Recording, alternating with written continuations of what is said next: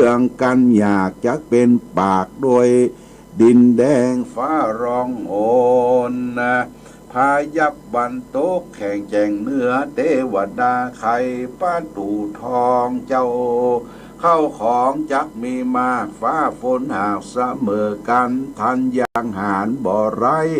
ยุตั้งใจเจยได้เจยบานฟ้าร้องหนเนียเทวดาไข่ป้าตูเงินฝนจักมีตกมากน้ำท่วมหากมีลายงัวควายจักมีมากพญาติก็บอกกวนขี้และหน้าพญาปเสติโกสละราชก็จึงทำพระพุทธเจ้าว่าพันเตข้าแด่สัพปัญญูเป็นเจ้าต้นภาพเงาติโลกาญาเมื่อพระสุริยาเทวบุตรจะเดินเตจะไข้พ้นจากทุกภัยจงมีใจไก่ใจใสไก่กาและก็เรียบแล้วว่ากะตำมากะตำดีฮือตานะกัมมังศีละกัมมังภาวนากัมมังอย่าขาดจงมาสันนิบาตอารามแปลงใจงามวันสังขารล่องอดแจงป่องตั้งดีกะตามคาดสีเพียวกว่ายังอาวาสอารามตั้งสันฐานบรรจองทุกแห่งห้องไผ่มันและก็จวนกันพร้อมหน้าเข้าไปสู่ต้าน้ำทรายดีคนทรายมีมวลมากมาสู่อาวาสเปียงกันกระทำการก่อเจดีย์ทรายใหญ่ตามแบบเบาโบราณถวายเป็นตานในอาวาสก็หากได้อานิสงส์หลายตามดังดียายกล่าวอ้างอติตะปางล่วงแล้วเหิงเบิ่งนานว่ายังมีใจทุกผ่านเข็นใจแสวงหาเลี้ยงใสด้วยลำบากเจ้าก็หากไม่และลัวมาขายเลี้ยงตนตัวตามกาเสียก็มาพูดขาดเปปังส่วนถิ่นส่วนศีลธรรมเจ้าบอกขาดศีลหาบทภาคจากตนมีใจกุศลบทเศร้าวันหนึ่งเราได้เตียวต่างไปสู่สันฐานในป่าเพื่อสอดล่าในภัยก็หันสายขาวใสสะอาดมีใจน้อมวาดตั้งบุญจักสีกเสียขาดเป็นธงและก็มาปักลงเจดีย์ทราย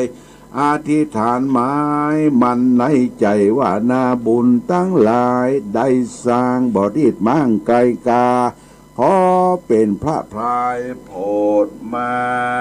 นำสัตว์ข้ามโลกสงสารแด่เตออัปกราภาเกอยู่บนนั้นเต้าใดเจ้าก็เข้าสู่มรณะได้นำเอาตัดอัตตาตนไปเกิดจันฟ้าเลิศไปบนสวายสุขผลลำโยดบุญนั้นโสดนำมาเกิดเป็นมนุษย์สาลุ่มไตก็ลวดได้ทัดพญากูปัตถากตะนิสัยเหตุอานิสงส์ได้ก่อเจดีย์ทรายและนาอานิสังสาคนตั้งหลายฟุงได้มีจิตใจสะอาดมีใจหาคุณนายังสัตว์นาลายสัมได้ปล่อยสัตว์ตัวต่ำสี่ตีนสองตีนมัจฉากัจจสกุณาถ้าโยมีตนวัดเต่าปลาหอยนกมีใจยกออกจากที่พานเจตนาบ้านจมเจินใจหุ่มหื่นได้ปล่อยยังฝูงควาย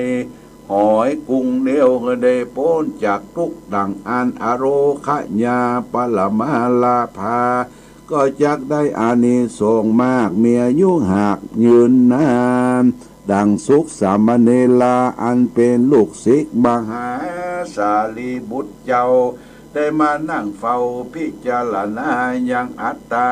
ตนลายสิ่งบุคสิ่งมงคล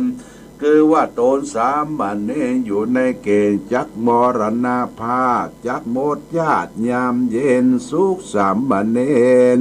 ก็มาร้องไห้อกปั่นบ้าไปมาน้ำเนตรน้อยหยาดปังลงอินดูครูตนที่ไว้เหตุตนจักใดพลาดไกลกาอินดูมารดาพ่อแม่อันนั่งหน้าแผ่กองหาอินดูปิตามันดาตนปออันอยู่ทากองตาลสามเณรจิงนมัสการกรมขาบเบื้องบาทมหาสารีบุตรเทนว่าข้าขอลาเจียงเชียนจรจากขออำลาพระไก่กาไปหาปิตามารดาพ่อแม่อันเลี้ยงแต่เนานาได้ป้อนอาหารและคาบเขาเลี้ยงลูกเตาถนัดใจว่าข้าจักไปหาตานยังที่บ้านเกงหาส่วนมหาสารีบุตรตนครูก็มาอนุญาตสามเณรก็มาน้อมอภิวาทวันตาได้อำลาพรากเดนน้อยหากจะเดินไปอันตรมักเกทิโสเจ้าก็ไปหันปลาหลายหลากอันลำบากถึงจักตายนำไปปล่อยแห้งเหือดินฟ้าเฟือกอยู่ในต้มเด่นน้อยก็งมเอาใดแล้วนำไปปล่อยที่น้ำลายอันเป็นสายแม่น้ำใหญ่แล้วก็รีบได้ไกลกล้าไปสู่เก้งห่างแห่งพ่อแม่เล่ากรรมแต่ถอยตามมีส่วนพ่อแม่ก็มาทุกขีลำบากน้ำตาหักปังลงกัดอกตนบ่น้อยใจต่ำก้อยนักนาปิตามันดากลัวเนนนาตนจักตายจริงปูศาสตร์ยายปัดกวาดฟูกมอนหากแป่งดีมีน้ำตนกันที่พรำพร้อมอาราธนาน้อมนิมนต์สุขสามเณรตนชีวิตขาดนอเนนน้อยหากรับเอาแล้วก็นอนเศร้าอยู่ที่หันใจสอดด้านยำเย็นเจ้าก็ปูจาเตียนบอกขาดเข้าตอกหากปูจากันถึงเวลาเย็นคำสุขสามเณรซ้ำบ่เป็นสังจากกรรมใดใจพ่อแม่ไทยก็มายินดียามรุ่งรอยตีมาแล้วสุขสามเณรก็รีบผ่านเที่ยวไกลกล้าไปสู่ยังมหาสารีบุตรเจ้าบอกเล่าแต่ถึงปลายว่าอาศจรรย์ใจข้ามากได้ชีวิตหากขึ้นมาก็ย้อนอานิสงส์ได้ปล่อยปลาน้อยมากอันมีชีวิตขาดมรณนางอภิตัววิญญาเหมือนได้ชีวิตใหม่ขึ้นมาบุญนำนาเรียวเรียจึงได้พ้นจากชีวิตต่างตายและนาอันเนื่องจากคือโป้จากภัยยะตั้งหลายจงคงควายหายย่างสุกันตะกะน้ำหอมและสะอาดอันปราศจากดินไปสละสลงยังพระรูปเจ้าและเจดีย์ตั้งไม้สลีมหาโพธิ์และพระสังฆโสดคณนามวลมากต้านมีศีลสะอาดลือสะอาบน้ำดำหัวยังครูบาอาจารย์ตั้งมารดาปิตาพ่อแม่ตั้งเท่าแก่ตานายญาติตั้งหลายที่ไว้จงรีบได้กระทำยังกุศลอันวิเศษเพราะเหตุแห่งความดีกาลยามปีใหม่อันจักบุญใหม่นำมาดังอธิตาล่วงแล้วยังมีหญิงแก้วเข็นใจทุกถนัดใจลำบากเจ้าได้หาบยังโลมาขายเลี้ยงตนตัวบอกขาดมีสัตตาบอกพรากสินธรรมมีสัจจะกรรมเตียงมันใจบอกเกิดสันงอคอจิตใจคอสะอาดมาเวินนึ่งหากได้หันยังคนตั้งหลายอนันนา มวลมากมีมือถือถาดและขันใส่น้ำอบจันหอมหื่นดอกไม้ยื่นยอถวายหดหล่อยายังถาดเจ้ามีดอกไม้เล่าปูจาฝูงคนนานามวลมากส่วนตนนางห่างเข็นใจทุกยากมีจิตหักศรัทธายินดีในรวยตีวันปีใหม่แปลงตาไข่เล็งดูว่าตนกูนี้ก็มาทุกไล่บ่มีหาอันใดมีจากปูจาสลีมหาธาตุย้อนความทุกข์ยากทะลงผ่านมีจิตสันดานผ่องแผ้วนางคันนิ่งแล้วในใจก็รีบไปสู่บ้านจริงแต่งห้างยังแป้งหอมที่บ้านนางก็รีบคั้นเอามาน้อมมาถวายปูจายังพระธาตุใจนางนาฏยินดีปีติมีเตียงมันคบขาบคันสามทีด้วยกล่าวว่าจีติดเต้าห่างแห่งใจหน่วงแน่นศรัทธานางผาธนาความใฝ่ว่าขอได้สุขสามประการอยู่บ่นั้นเต้าใดกันเสียงเขตนางก็เข้าเขตมรณะก็เอาวิญญาไปเกิดในห้องเลือดตุสีดามีนางฟ้าอยู่เฝ้าสมบัติทิพย์เล่านำนางก็มีกลิ่นตัวหอมยิ่งโยดเป็นที่โพดแก่นางฟ้าตั้งหลายการนั่งยายหยัดเฝ้าฝูงหมูเล่าเทวดาเขาก็มาจะถามนางใจว่านางได้กระทำบุญสั่งจายิ่งได้มีกันหอมกันทะหอมการทาหอมอ่อนนางก็ตอบคอนถอยกำงามโดยดังกรรมอันเก่าแล้วแต่ไปหลังนั่นแหละนะดูรามหาราชยาเมื่อพระสุริยะอาทิตย์สถิตย้ายจากลัวสีมินไปสู่ราศีเมษเป็นเหตุคือคนตั้งหลายนาจุงกระทำตามโอวาทโอวาตาโอวาทอันกูปัฏฐากตะห่างเทศนาตั้งแต่วันสังขารลองคบไว้ยุงได้รีบคัดสีและเพียวกวาดยังอาวาสเกงหาจำระกาญาผ่องแผ้วบ้ามเป่งแล้วซึ่งศรัทธาได้คนสายมาก้องก่อเป็นวลุนอเจดีด้วยใจเย็นดีเตรียมแตกตามเผาแผกโบราณน้ำอบน้ำจันหอมสะอาดมาสละสะลงพระธาตุและเจดีย์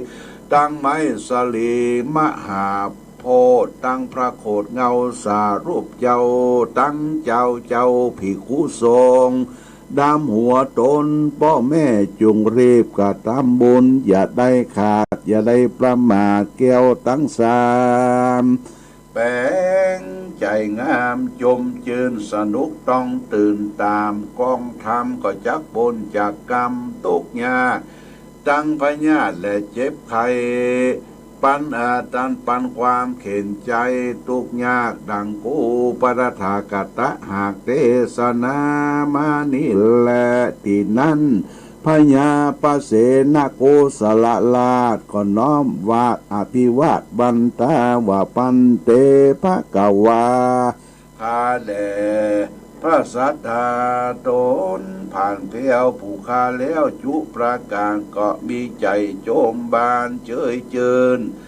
จากที่มืดมาเป่งใจตนมักกะตาจักกะตำมงคลจุเยียงอันเป็นเครื่องไตยตา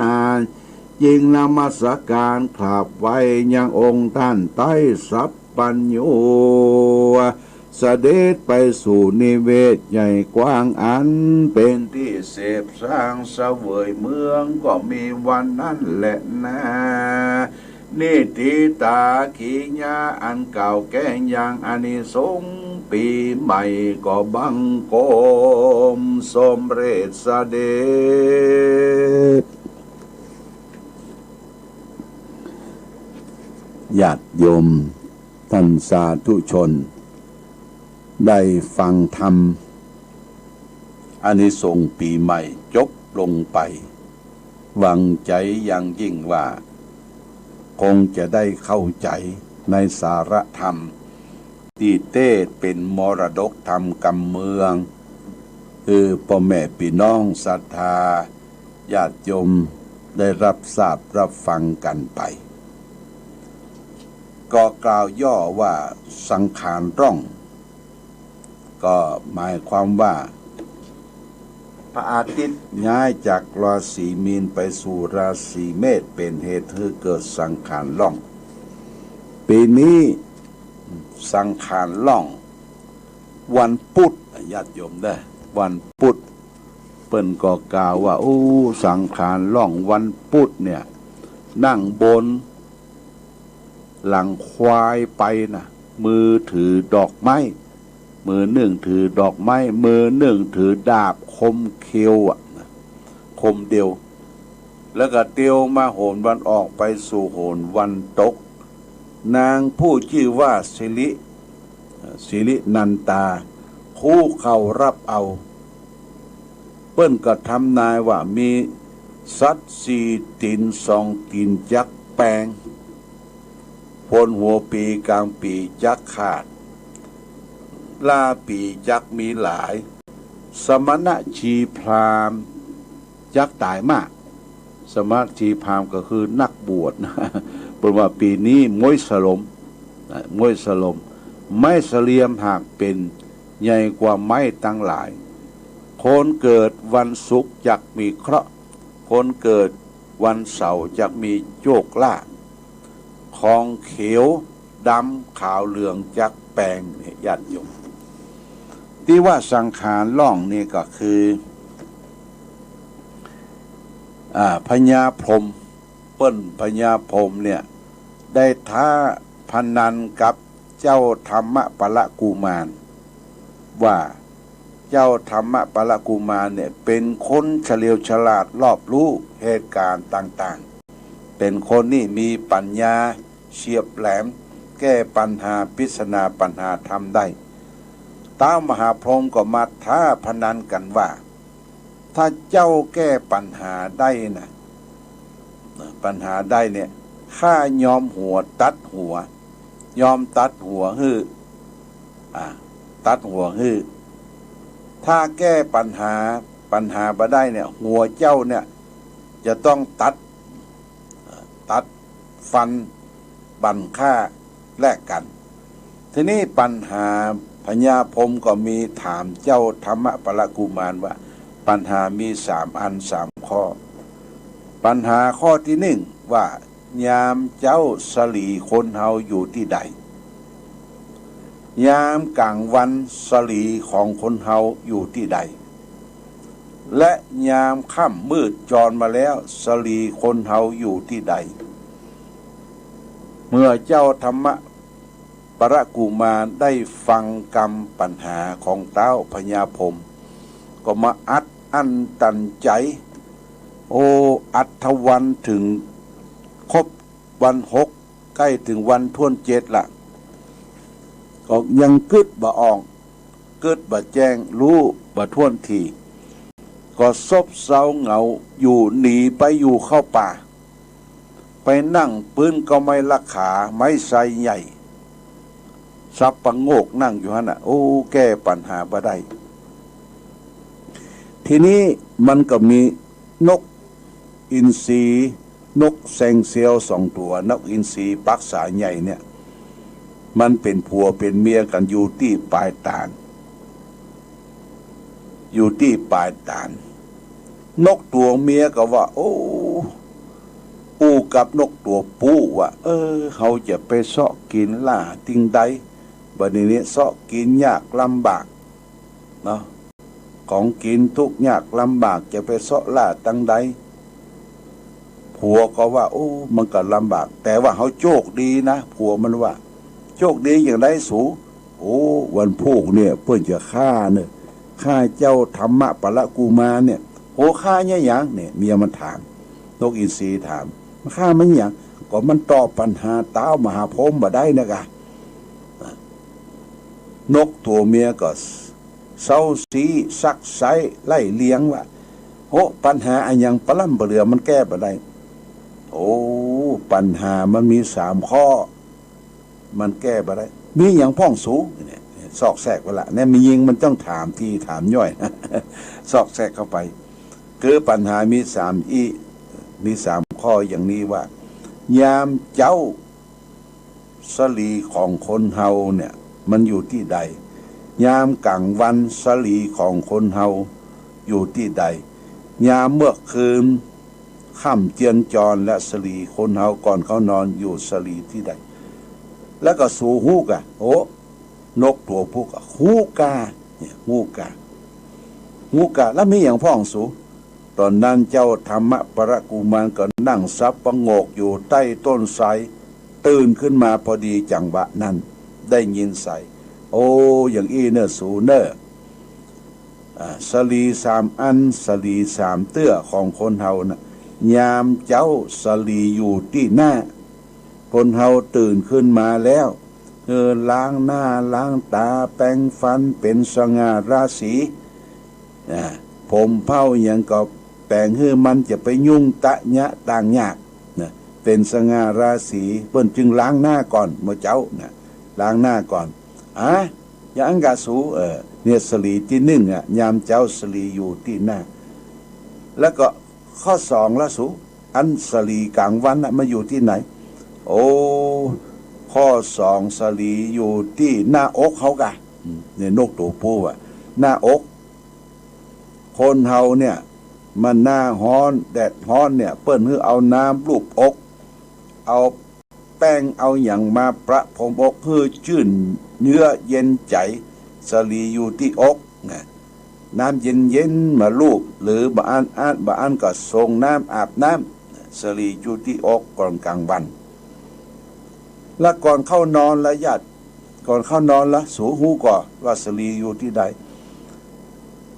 นกตัวผู้ก็โอ้ก่อนจะเข้านอนเนี่ยสลีอยู่ที่เท้ากะที่ตีนกะ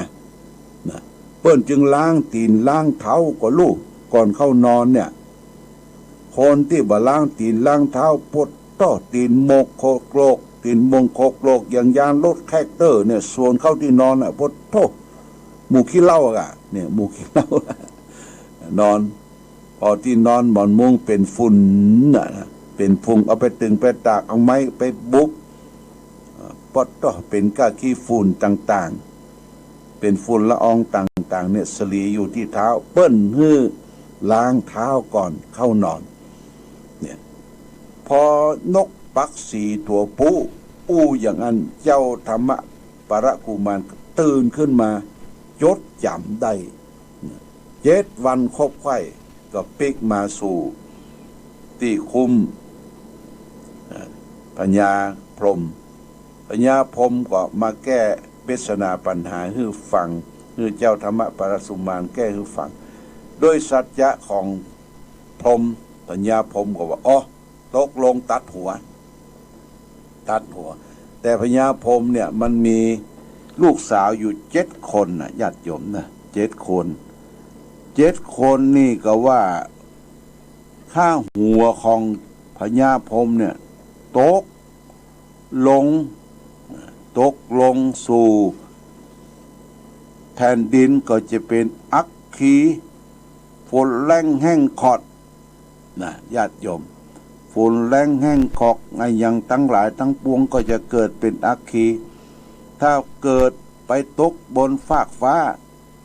ก็จะเป็นไฟบรรลัยกันถ้าตกไปสู่ถ้ำคันธลีขั้นใหญ่ก็เป็นเหตุต่างๆคนจะเกิดเหตุเพศภัยเพราะฉะนั้นหัวเนี่ยมันตกลงสู่ดินสู่ฟ้าสู่อากาศบ่ได้นะก็คือนางลูกสาว7 คนน่ะพัดเปลี่ยนเวียนกันมารับญาติโยมนะ7 วันน่ะวันเสาร์ติดจันทร์พุธพัดศุกร์เสาร์เนี่ยสังขารล่องวันใดเนี่ยเพื่อก็ตำนายเอาไว้อย่างสังขารล่องวันที่9ไปเรียกวันพุธเนี่ยเพิ่นว่า นางที่มาฮับเอาหัวป้อน่ะชื่อว่านางชื่อว่านางกิรินันตาคู่เขารับเอาเปิ่นก็ทำนายว่าปีนี้เปิ้นว่าสัตว์4 ติน2 ตินจักแป้งฝนหัวปีกลางปีจักขาดล่างปีฝนจักมีหลายเปิ้นว่าพราหมณ์สมณะพราหมณ์จักตายมวยสลมเนี่ยทุเจ้าพระเนรจะเป็นเปียทิโลกาทั้งหลายทั้งปวงเนี่ยญาติโยมไม้เสลียมเป็นใหญ่กว่าไม้ทั้งหลายคนเกิดวันศุกร์จังมีเคราะห์คนเกิดจากวันเสาร์จังมีโชคลาภของเขียวน้ำขาวจักแป้งอย่างนี้ญาติโยมสังขารล่องวันปูดปีนี้เพิ่งกล่าวถึงว่าสังขารคนเฮาเมื่อมึงกาละเวลาสังขารล่องนั้นฮือปากันมาสละสลงสงเกตเก้าดำหัวสะเก้าผู้เฒ่าผู้แก่พ่อแม่ครูบาอาจารย์สักขะพระสงฆ์ล่างวัดล่างวาโขนทรายก่อวรุเจดีย์ถวายพระพุทธพระธรรมประสงค์แล้วก็กล่าวถึงสุขสามเณรแหมในธรรมเนี่ยสุขสามเณรเป็นลูกศิษย์ของพระสารีบุตรสุขสามเณรเนี่ยจะตาขาดจะตายละจะตายโอ้บอกพระสารีบุตรว่าเน้นจะตายก็ไปลาพระสารีบุตรว่าขอไปปะพ่อปะแม่ไปลาพ่อลาแม่ผู้กำเนิดเกิดมาเน้นก็ปกผ้าเดินเตศสันติพอเดินไปลัดกลางโต่งกลางนาไปสู่ตั้งนาอย่าโยมไปสู่นาโอ้ป่ายั่วป่าริมจอดว่าป่ายังซะปะโอ้มันจะตายเนี่ยมึงก็เขาจะตายก็ได้กอบเอาใส่ผ้าแล้วก็ปกไปใส่น้ำแม่น้ำใหญ่ก็ปล่อยป่าปล่อยยังไปป่าก็มีชีวิตใหม่ขึ้นมาเมื่อสุขสามเณรไปถึงก็บอกพ่อบอกแม่ว่าโอ้พ่อแม่ก็มาทุกอกทุกใจลำบากบ่ตั้งจะห้ามปามขออย่างใดเสร็จแล้วก็ปูเสือศาสตร์อัตนะฮือสามเณรก็อยู่รอท่าโอ้ถึงกะละเวลาบ่ตายสักกรรมโดยบุญกุศลที่ได้เอาป่าไปปล่อยญาติโยมนะเปิ่นจึงนิยมกันปล่อยปูปล่อยปลาปล่อยสัตว์ที่ทุกข์กรรมลำบากปล่อยหอยนุ่งเนี้ยวอะไรอย่างต่างๆเนี่ยคือทุกข์ยากอโรคยาปรมาราภาก็บังเกิดขึ้นแก่โอนจากทุกข์ยากลำบากคือสุขสามเณรก็ได้ชีวิตใหม่ขึ้นมากลับมาสู่สำนักของพระสารีบุตรโอ้บัดตายกันเน้นเป็นยังเน้นก็บอกว่าโอ้ไปได้ชีวิตใหม่ขึ้นมาก็ด้วยอานิสงส์ได้ไปปล่อยป่าที่ไปปะกลางเรียกว่าตั้งนามันจะตายแล้วเอาไปปล่อยมันจะเอาไปออกนะญาติโยมเอาไปปล่อยนะคือปล่อยนี่ก็เรื่องของอานิสงส์ปีใหม่เนอะเขาก็ได้ทำสืบสานกันมาคนซ้ายเข้าวัดเข้าวาได้ฟังเทศฟังธรรมได้ตาหัวเข้าขันเข้าฮือพ่อแม่สะเก้าดำหัวผู้เฒ่าผู้แก่ที่เขาเคารพนับถือสะเก้าดำหัวครูบาอาจารย์พระเจ้าพระสงฆ์นะเนี่ยญาติโยมทำเป็นจารีตประเพณีก็ทำใจฮือชื่นบานแจ่มใสเราก็จะพบแต่ความสุขความเจริญความเรื่องเรียงมีชีวิตอันใหม่ขึ้นมาอย่างนี้เป็นต้นเอาละญาติโยมท่านสาธุชนก็ได้เทศธรรมได้แสดงธรรมจบปันกันไปเรียบร้อยเป็นธรรมพื้นเมืองเสียงบ่ค่อยป้อยต่อใดเด้อญาติโยมฟังจบไปแล้วต่อไปนี้ก็จะทำน้ำมนต์ละน้ำมนต์ก่อนจะทำน้ำมนต์เขากินน้ำให้น้อยเนาะชานน้ำให้น้อยน้ำเย็นเพื่อจะได้สาธยายมนต์ให้ญาติโยมประมาณสัก15 นาทีแล้วก็มีช่วงปลายเขาก็จะเปิดสายให้ญาติโยมได้โสทนาอู้จาประชาสัมพันธ์กันในวาระโอกาสต่อไป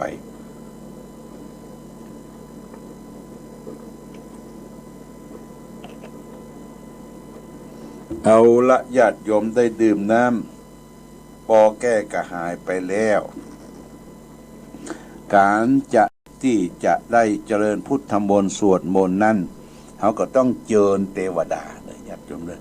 เจิญเทพเทวดามาคุ้มครองรักษาบ้านจองหอเหือนเดือนดาวที่ไร่ที่นาที่อยู่ที่กินตนตัวของพ่อแม่พี่น้องญาติโยมศรัทธาเพราะว่าศาสนาพุทธนั้นมีเทวดารักษาเนื้อญาติโยมเทวดาอยู่กับตนตัวเทวดารักษาบ้านจองหอเหือนเดือนดาวที่อยู่ที่กินอันนี้ก็จะได้เจิญเทวดาแล้วก็จะได้สาธโมยสาธยายโมนเป็นลำดับต่อไป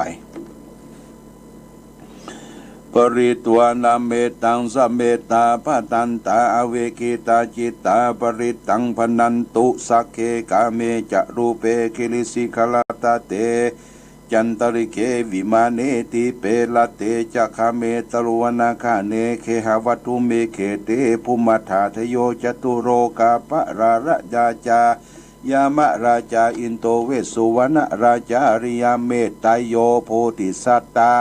วกาทโยอริยสาวกาโจพุทธนะกัลยาจะสัมมาทิฏฐิเยวะพุทเทปัสสนาธัมเมปัสสนาสังเฆปัสสนาพุทเทสกรวาธัมเมสกรวาสังเฆสกรวาอิโตทานะโจวระปรัมปราอิมัสสมิงสุจักวาริสุเทวตานังมุนิลวาจานังสาทะโวโนสุนันตุธรรมสวนาการโรอายัมพัตตันตาธรรมสวนาการโรอายัมพัตตันตาธรรมสวนาการโรอายัมพัตตันสาสะมันตาจักวาเรสุอัทราคันจันตุเทวตาสัทธมังมุนิลาสัสสะสุนันทุสักขโมขะทังนะโมตัสสะภะคะวะโตอะระหะโตสัมมาสัมพุทธัสสะนะโมตัสสะภะคะวะโตอะระหะโตสัมมาสัมพุทธัสสะนะโมตัสสะภะคะวะโตอะระหะโตสัมมาสัมพุทธัสสะพุทธังสรณังกัจฉามิธัมมังสรณังกัจฉามิสังฆังสรณังกัจฉามิตุติยัมปิพุทธังสรณังกัจฉามิตุติยัมปิธัมมังสรณังกัจฉามิตุติยัมปิสังฆังสรณังกัจฉามิตติยัมปิพุทธังสรณังกัจฉามิตติยัมปิธัมมังสารนังกัจฉามิตติยัมปิสังฆังสารนังกัจฉามินะโมเมสัพพะพุทธานังตวัตติงสาวรักลักขันโดตัณหังกะโลมหาวิโรเมตังกะโลมหายาโสสารนังกะโลโลกาหิโตติปังกะโรสุตินทโลโกจันโนยานาปโมโคมังคะโลปุริสัสสะโพสุมาโนทิโรเรวะโตระติวัตโนโสปิโตคุณสัมปันโนอโนมาสติชันดุตตโมปัตุโมโลกาปโชโตนรโตวารสาลติปัตุโมตโลสัตตสะโรสุเมโทอาคาปุกาโลสุจโตสัพพะโลกังโกปิญญาสตินาลาสัพพุอัฏฐติการุณิโกธรรมทัสสินะโมโนโตทิตโตอาสมโมโรเกติโตจาวัตังวโรปุตโตจาวโรปุตโตวิปัสสิจาอนุปโมสิกิสัพพะหิโตสัตเวสาปุสุขทายาโกสัตวัตโโกนากามโนละยัญจังโหกัสสะโพสิลิสัมปันโนโคตโมสักยาปุขโวอัตวิสติสังคตาอิเมปุตตามหิติกากาลุณาคุณสัมปันนาสัพพะโลกาปิปุสิตาเอเตสัสสะภราพุทธาอุตตมะอาคาปุกาลาเตปิสังฆคุณาสุงปิติเยอามาตังปะตังเอเตพุทธาอธิตาจะมังคลาโหติสัพพตาตวิสติเมพุทเตอาหังวันตามิสัพพตาเตสังยาเนนะสีเลนะขันติเมตตาปเรนะจเตปิโนอนุรักขันตุอโรคายนาทุเกนัญจาอันทเวสเมพุทเตโยนะโรสารนังกโตกปานิสหัสสานิทุกขติงโสนาคัสสติอันทวิสติพุทธปริตังสัมพุทเตอัทวิสัญจะทวีตาตันตสังหัสสะเกสัตตสัสังหัสสานินามามิศีลสาหังเตสังธรรมัญจสังคัญจะอัตเลนะนามามิหังนามาตุภาเวนัส รันตาสเปอุปัฏฐวาเนกาอันตรายาวินาสันตุสัมพุเต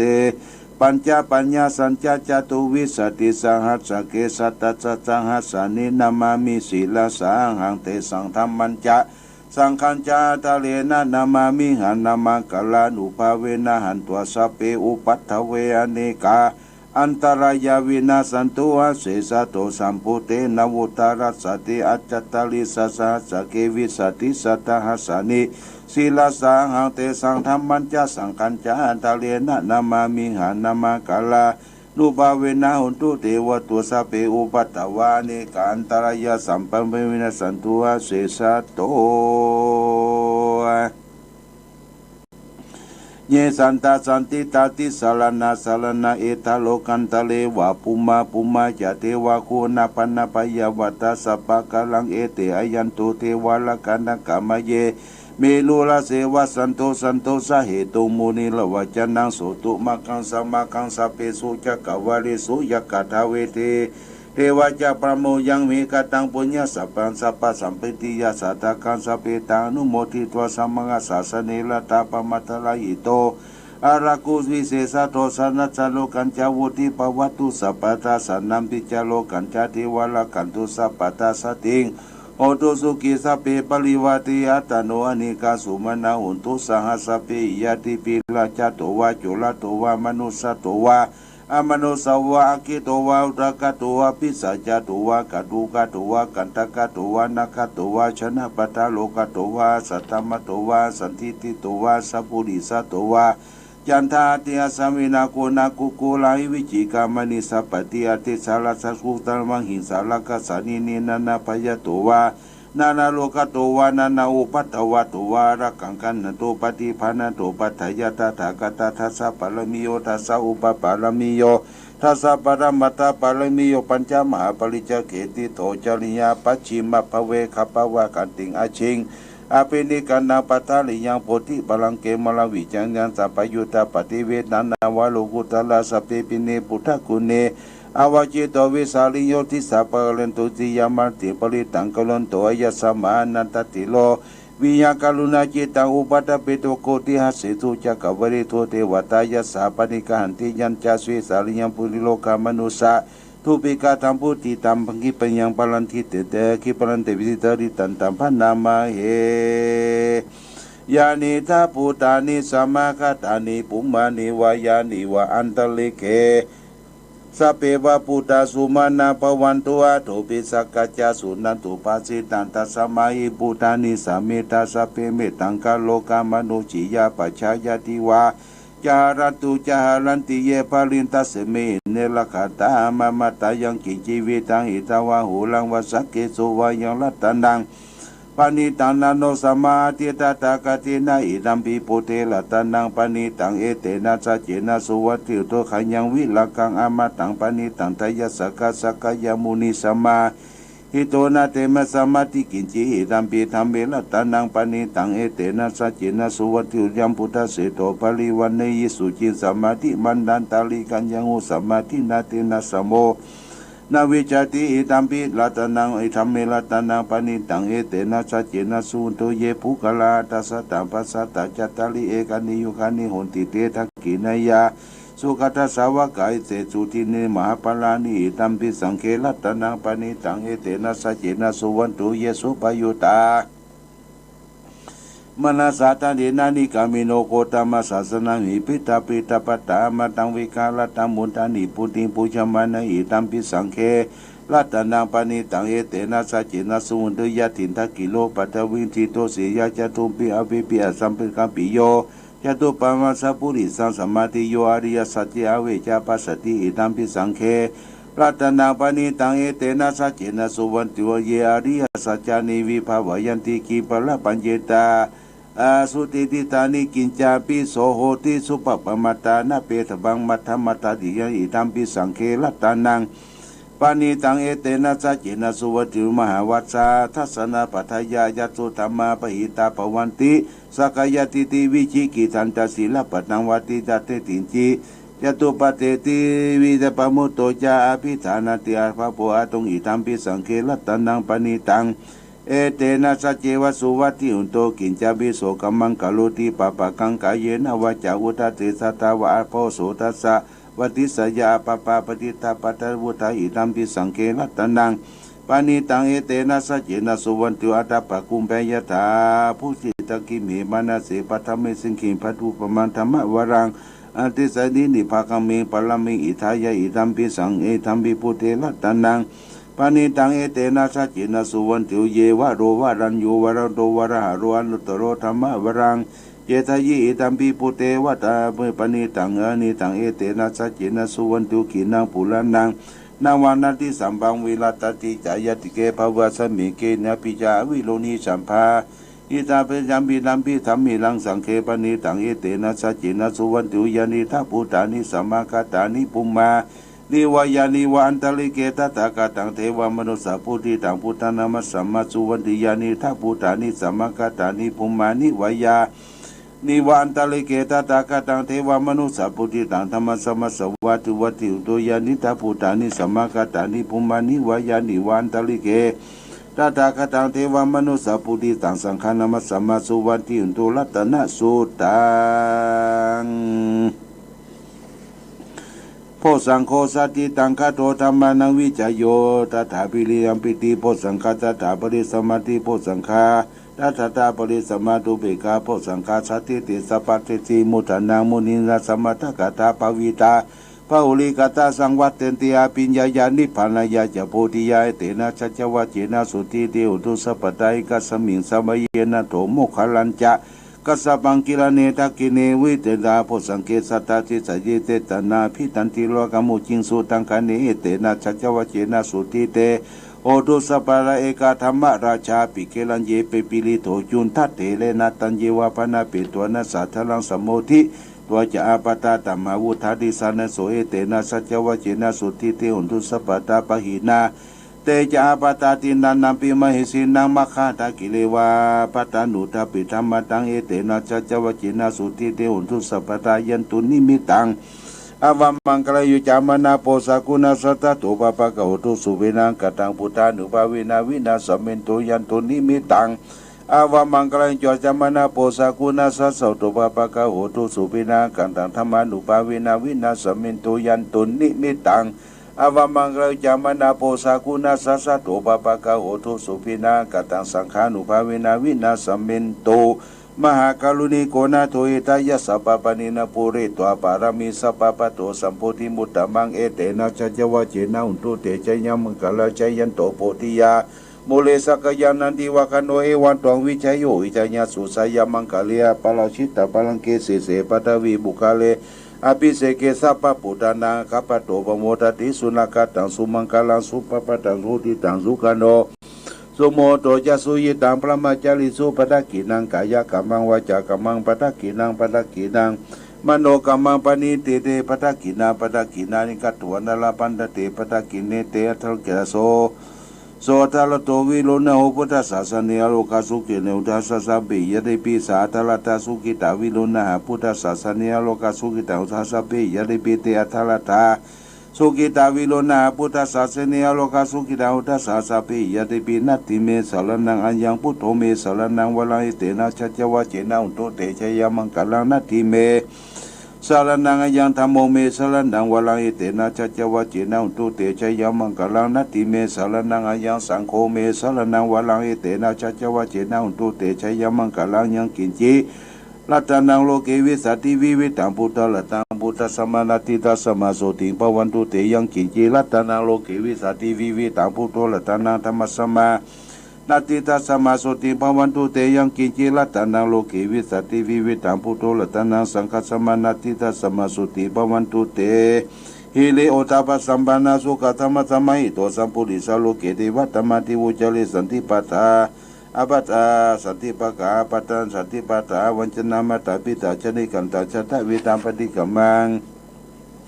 จาญาจานากาตาพุทธเจตวามาลังสวานังจตุสัตตังมันตังลาสาเยปิวิโสนาลาสปัตตนังกาโลพุทธาอันตวิสตินายกาสัพเพปฏิติตามังหังมาตะเกเตโมลิสาลาสิเสปฏิติโตมังหังพุทโธธัมมิตาโวจันโซสังโฆปฏิติโตมังหังอุเรสัพพะกุณโล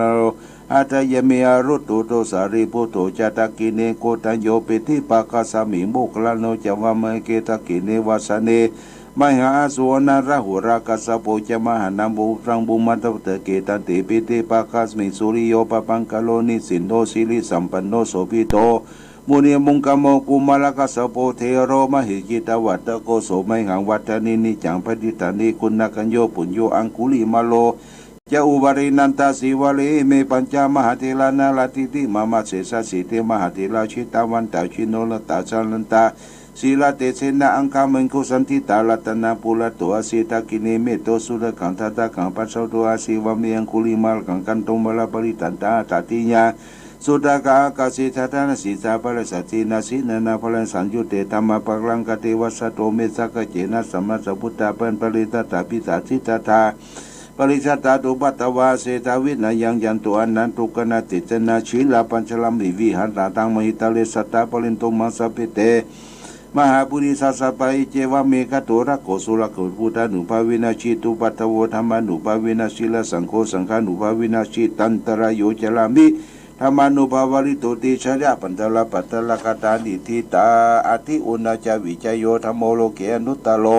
สัพพสัตตาอิทัตตายะตองตองกันติวเตบริวะเจระจักขันเตมนุเสปะวะเกปยะเกระเสวิเตปุเตอะกัสสมะมะละเนนะจะปุสมาถ้าเป็นตัวมากริตังเจริตาเสวานุภาเวนะทุติวสุเกตาสัสุทัสสิลังสมัทยะธรรมสุจริตังเจริตาเสวานุภาเวนะทุติวสุเกตาตาลิกิตังจิริตังพุทธังทรณวจานังคลุงบริตังเสสนะตุโตทัสสายุปวัตตติสักกะตัวพุทธรัตนังสักกะตัวธรรมรัตนังสักกะตัวสังฆรัตนังโอสาตังอุตตมวรังหิตังเทวมนุสันนังพุทธเตเสนาโสตินานาสันตุบัตตวาสเปตุกะสเปปัญญาสเปโลกาวุปัสสเมนตุเตเพสัจจังเทวมนุสันนังกตุกันติเตตังละตังอัมพิลังลาวันเจวะสัพพะยติวินาสันตุเอกตวิติจตุปัญจชาตาตินันตถายวัตุกวินาสันตุชีวิตันนันตันตันตุติชีวิตันนังถ้าสันสัสสายุวันนังสุขังพลังชีวิตันนันอุภาวินาทุติโวสุเกตตาชีวิตันนันเจโยตาตังอุสตังอุตมังวลังทุกขานาสิติเพสัจจันทนามุตตมันตัสสะมังกัลยังนิสัญญังสัพพะยังปุญญานิปะละโลกัสสมิงปฏิตาโหติปฏินาอิมินาชีวิตาตินาตุมากังกิงภวิสติติกายุกัสสตาหุตุสุขิตาหุตุสัพพตาโยโสสักกัจจังศีลาวัติสุตาติตุนันวรันตันตุชีวิตานังมหาพลังเอวันตังเมเอมาติกาเอสัญญาติตาปุญญาสัพพตาตัสสมาติลาปัสสันติติปันติตากตาปุญญาติอาติอุณาจาวิจโยนิติโตอาทิโลเกศิลากุโนสัจจังโสจยุตยาเตนะสัจเจนะกามิสัจจกริยมุตลังอวชิตัวธรรมะพลังชลิตัวบุปเกสิเนสัจจปรมังวสายสัจจกริยมนังสังสันติปะกาปัตนาสันติปัตตาวัญจนามัตตาปิตาชานิกันตาจตเวตาปริกรรมสาสเจสเตมหามปัจจริโตสิกีวัตเสสิโสลสิอุตกังปัตตวยตาสิเกสัจเจนะเมสมุหิธามิสัจจะปริมิติภวันตุสัพพมังคลังละขันตุสัพพเทวตาสัพพพุทธานุภาเวนัสตาสุติงภวันตุเตภวันตุสัพพมังคลังละขันตุสัพพเทวตาสัพพสังฆานุภาเวนัสตาสุติงภวันตุเตทุกขปัตตาจนิทุกขาพยาปัตตาจนิพยาสุขปัตตาจนิโสกาหุนตุสัพเพปิปานิโนเอตาวตาจะอเมสัพพตังปุญญาสัพพตังสเปเทวานุโมตันโสสัพพสัมปติสิทธิยาทานันตันตุสัตตัญญาศีลาละกันตุสัพพทาภาวนาปิลันตาอุตุขจันตุเทวตากตาสัพเพพุทธาปรปัตตาปัจเจกานันจะยังพระรังอรหันตานันจะเตเตนาละกังปันตามิสัพพโสสุโขพุทธานังอุปโตสุขัสสะธรรมเทสนาสุขสังคัสสะสามัคคีสมัคคันนาตาโปสุโกขัติโยเสโตสนิตัสสมิเยโกตาปฏิชายิโนวิสาจารณะสัมปันโนโสเสโสทิวามโนเสติวัตปฏิอาจิโตลิเมปัจเจจันติมาสันนโตขัติโยตาปฏิสยิตาปฏิพระมโนอัตสัพพะปะโหระตังพุทโธตาปฏิเตสะสาอโรคญาปรมาราภาสันตุติปรมังทานังวิสาสาปรมายตินิพพานังปรมังสุขังญาติโยมท่านสาธุชนทั้งหลาย ได้สดับรับฟังการสวดเจริญพระพุทธมนต์เรียกว่าสืบจัตตาออนไลน์ เสกซ้อมยอมยศนามพระพุทธมนต์ฝากไปถึงยังบ้านจองเคหสถานพ่อแม่พี่น้องเสร็จเป็นปริญโยสารการเป็นที่เรียบร้อยแล้วเน้อญาติโยมเน้อโอกาสนี้ก็ขอเชิญทุกท่านได้รับปอนนะรับปอนปอนกันเทศปอนน้ำมนต์ปอนอย่างทุกสิ่งทุกอย่างปอนปีใหม่รับฟังฮัลโหลครับกล่าวไว้สาครับหลวงพ่อพ่อบุญธรรมครับผมได้ยินก่อนได้น้ำมนต์ก่อนโมทนาเตรียมห้อมตั้งแต่เจ้าแล้วครับโอ้ดีละดีละได้น้ำมนต์ปีใหม่เด้อฟังธรรมตัวเองครับครับวันนี้ปีใหม่หลวงพ่อเลยเนอคุณขอบคุณเด้ออยู่เป็นโลสุขังพลังอยู่ดีมีสุขกันชูผู้ชูคนเด้อครับกล่าวไว้สาครับอ้าวรับปอนก่อนรับปอนเด้อรับปอนครับและส่วนอาจารย์ในวันนี้ก็เป็นวันดีเป็นวันสลีสุภมังคละอันประเสริฐอธิกันโตปีเก่าได้ข้ามล่วงพ้นไปแล้วปีใหม่แก้วพญาบันได้มาจุจอดลอดตึงตันยังพ่อแม่พี่น้องศรัทธาญาติโยมอุบาสกอุบาสิกาทุกท่านทุกคนได้ปากันสนองคงควายตกแต่งแปลงพร้อมน้อมนำมายังจะทุกปัจจัยตยะวัตถุตานมีเจตนาบานบ่อเศร้าได้ปูชายังพระธรรมเทศนาและพร้อมด้วยตกโตกับห้องอนุโมทนาสา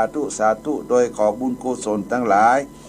ที่เราได้ฟังธรรมเทศธรรมและได้เจริญฝนตมนต์สืบโหราจตาปนี้ขอให้ท่านญาติโยมสาธุชนทุกท่านได้อยู่ดีมีสุขมีโชคมีใจปราศจากสรรพทุกข์โศกโรคภัยหายจากเคราะห์เปลี่ยนเวียนโทษเคราะห์โควิด-19 พลันหายไปโรคภัยไข้เจ็บอย่ามากล้ำกายสู่บ้านสู่จองพ่อแม่พี่น้องญาติโยมสาธุชนทุกท่านทุกคนประกอบไปโดยโชคปีโชคเดือนโชควันโชคยามอายุปีอายุเดือนอายุวันอายุยามเมื่อได้อยู่ค้ำจูยังวาระพุทธศาสนาขององค์สลีสัมมาสัมพุทธเจ้าไปเสี่ยงกีฬการอันยืนยาวนานทุกภวะจ้าขออย่าได้กาดได้การนั้นจุงจังมีสัพปีติโยวิวัตสันตุสัพพะโลโกวินาสันตุมาเตภวัตวันตรโยสุขีทีคายุโกภาวะอภิวาทานสีนิสนิจังวุธาปจายโนจัตตารโอธรรมวัฏันติอายุวันโดสุขังปะลังสาธุโอ้พ่อน้อยผลแจ้จอนได้ยินก็ครับพ่อน้อยผลแจ้จอนครับได้มนต์แล้วได้พร้อมแล้วเนาะครับได้แล้วครับได้แล้วน้ำมนต์ครับโมเตอร์สาธุครบถ้วนนะวันนี้เนาะครับทวนครับโอ้แต่ฟังทำปีใหม่ด้วยเนาะปดท่อทำปีใหม่ดีอกดีใจครับครบถ้วนดีใจเด้ออยู่ดีมีสุขเน้อจุ่มได้เย็นใจนะพระพลเด้อครับผมโมทนาสาธุท่านพระคุณเจ้าจงเจริญเด้อวัดดีไปมึนกับญาติโยมไปมึนนะครับอายุวันโดสุขังพลังเน้อสาธุสายต่อไปญาติโยมไปจะอู้จามีเวลาแหมประมาณ 5-6 นาทีเน้อฟังหมดแล้วเกี่ยสายต่อไป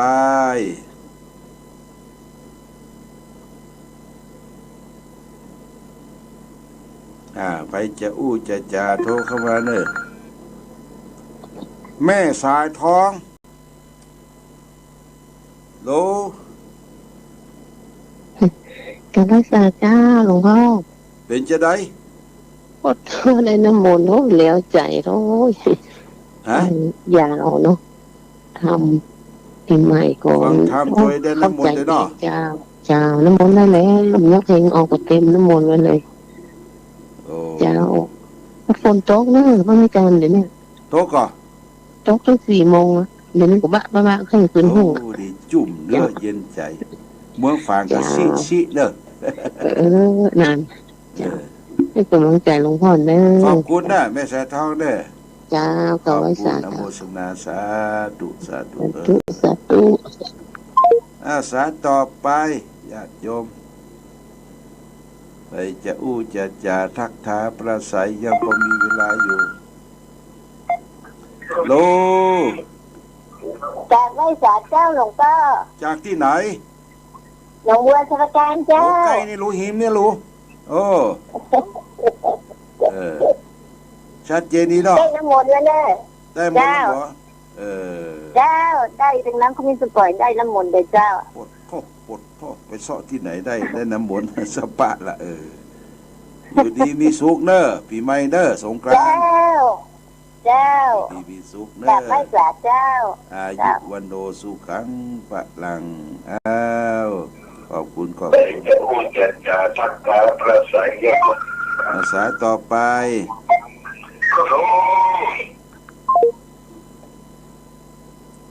จากชัยประการใกล้ๆเนี่ยแม่ไอชัยประการ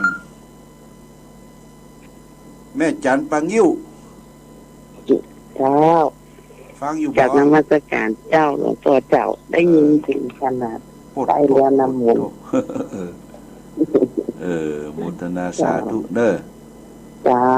จากนมัสการเจ้าขอบคุณโมทนาสาธุสาธุสาต่อไป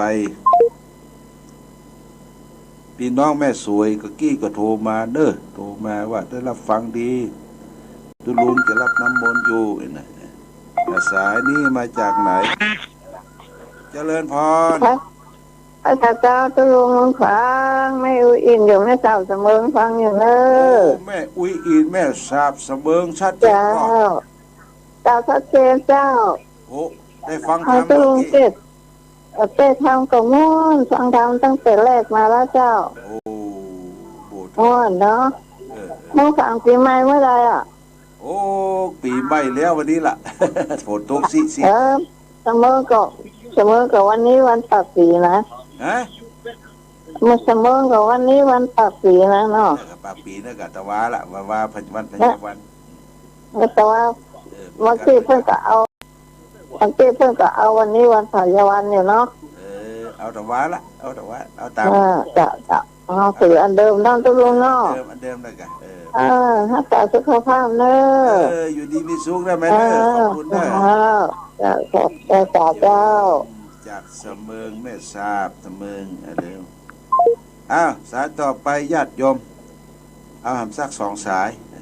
เดี๋ยวไปจะปิดสถานีแล้วเนอะปิดสถานีแล้ว10 โมงสวัสดีแม่สุแก้วศิลาพรเจ้ากับพระเจ้าหลวงพ่อฟังอยู่เด้อฝนต้องชัดเจนดีนะจ๊ะเด้อฝนก็ตกฝนตกก็เมื่อหลวงพ่อเข้ารายการแรกมาเอื้อนเด้อนะจุ่มมันเย็นแต่เนาะเจ้าน้ำมนต์ก็ได้สตาร์สเปดนั่นเด้อพ่อโทติดตามอยู่เด้อบ้านหลวงเนี่ยไม่ได้ไปแล้วเด้อมันเจ้าบอกแล้วเจ้าบอกแล้วเด้อเจ้าปีหน้าฟ้าใหม่ก็ว่ากันเนาะเจ้ากลับไปสาธุเด้อเจ้าเจ้าเจริญพรสายสุดท้ายญาติโยมสายสุดท้ายใครจะโทรมาสุดท้ายละสุดท้ายเจริญพร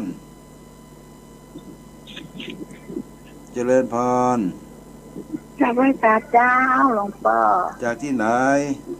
แม่มาลัยบ้านสะพานงามอำเภอดอกคำใต้จังหวัดพะเยาเจ้าดอกคำใต้ชัดเจนก่อนแม่ชัดเจนเจ้าฝนตกเจ้าฝนตกที่ไหนก็ตกดีอกดีใจเนาะฝนตกบ่เจ้า